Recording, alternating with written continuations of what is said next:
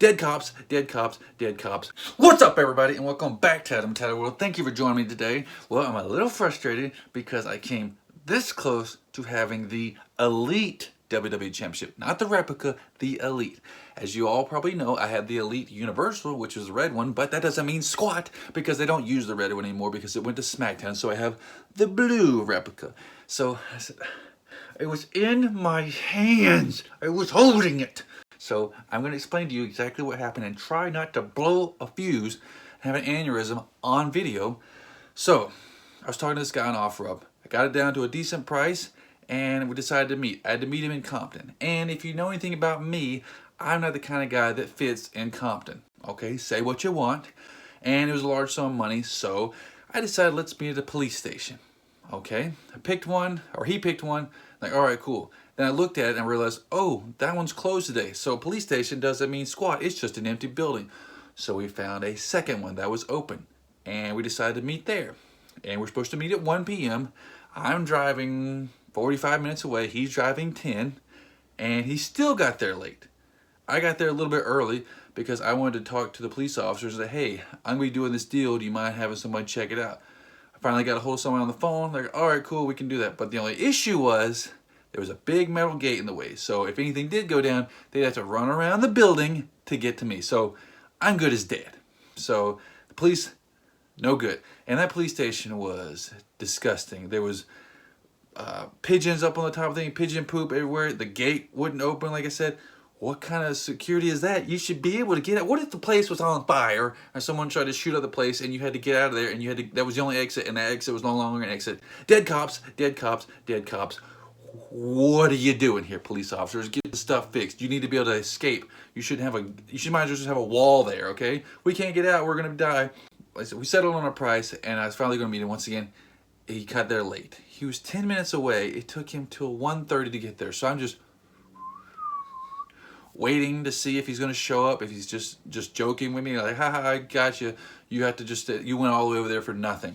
He finally showed up, okay? I walked over, looked at the belt. Oh, real quick, here was the first red flag of the quality of the belt. When I was messaging back and forth and we settled on our price, I said, oh, is the belt good? Does it have any scratches or any stones missing? He said, no. No. He said, no, it's in good condition. Good condition. Now, when you're selling something, you always talk it up. If it's in good condition, you say it's in excellent condition. If it's in fair condition, you say it's in good condition. You always go up a notch. You don't want to go too high because then you'll be lying and then they'll know for sure, oh, that's off. So you're just hoping and praying that maybe they'll think. So that's what he did. He said it's in good condition. I went, this is probably going to be a piece of crap because the photos you couldn't really see. You could see it's a belt, but it was kind of far away. You couldn't tell the quality. But I figured, why not take a shot? Okay, the worst I could do is waste 2 hours of my life, and that's what I did. So once again, I got down there. I met him finally. Started talking to him. Apparently, he wasn't even the guy selling the belt. It was his cousins or some kind of confusion, chaos like that. He said he just got out of prison. He's been in prison for 17 years. So good thing I decided to meet him at the police station because God knows what was going to happen there, because you don't get locked away for 17 years for stealing candy bars, okay? You did some stuff. You did some hard crime. And luckily he was out. He said he was getting his life straight, so good on you. Thank you for getting back into society and doing what you're supposed to do, getting your life straightened out. I commend that. What I don't commend is the fact that when you handed me the belt, I had it in my hands. Like I said, I was holding it. As soon as he gave it to me, I looked at it, and between the W and the W, there was a stone. And his first reaction was, oh, it came with some extra stones. I'm not the smartest guy on the planet, but I'm also not the dumbest. In WWE, when they send you extra stones, they don't just cram them in between the WWE logo and just kind of, here you go, find them when you want. No. That's not how WWE ships it with extra stones. They don't just randomly sprinkle them inside there like that one guy, the sprinkling guy. So I started looking around the belt, looking around, and boom, there was a missing stone towards the top. And I started thinking, okay, maybe I can get it out. I tried to use my key to pry that stone out. I was hoping maybe that was the missing stone, but it looked a little larger than the stone that was missing. And then also, here's where I messed up. This was the part where I messed up, okay? I take full responsibility and blame for this. I bought the NXT title before. That's the second one I've had. The first one I got was a secondhand one, and when I got it, it was all fingerprinted and fingered up and done all like someone just played with it too much and just didn't clean it. I put mine on display. I try to keep them nice. This person that had the NXT title did not, just like the Elite title. So if you're ever going to buy a belt in person from somebody, bring yourself a microfiber rag and a bottle of ammonia-free Windex so you can squirt it, clean off, and see if it's going to come off. Because if you buy it thinking, all right, those are just stains that I can get off with the thing, and you take it home and clean it and it doesn't come off, you're up the creek. You got a title that looks like crap. And that's what I was afraid of with that belt. I had an extra mask. I didn't want to go spit on it and do it because I might not buy it. And that guy did not want to have my spit on his title. So I was scrubbing the best I could without doing it too hard. But, oh man, like I said, it was in my hands. It was so floppy.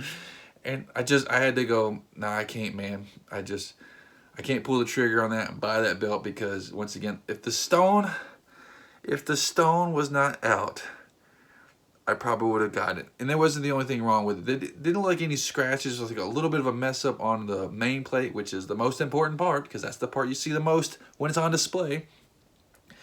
That was messed up. I said the fingerprints everywhere, which I think I cleaned most of them off, but I didn't know about all of them. I should have brought the microfiber rag and the ammonia-free Windex. But also on the back, there's a little patch that shows like, oh, WWE merchandise, authentic, whatever. That thing had been pulled on. So I don't know who had this belt, if it was this guy that was selling it to me who was conning me, or someone else, his cousin, or whoever it was. But they definitely were getting the most out of that belt. They were taking it everywhere. They took it to church. They took it to the grocery store. They took it to family meetings. Whatever they did, they would just take it down the street just to go get the mail. I don't know, because they just wore the heck out of that thing. It was just beat to crap. And as you see, I don't do that to mine. I like to display them. So, as frustrating as it was, I had to say no. But man, I wanted it so bad because I was going to get that one and I was just going to sell mine and just do an upgrade and take a loss for a couple $100 because, hey, it's an upgrade. That's what you pay for. Oh, gosh. This close.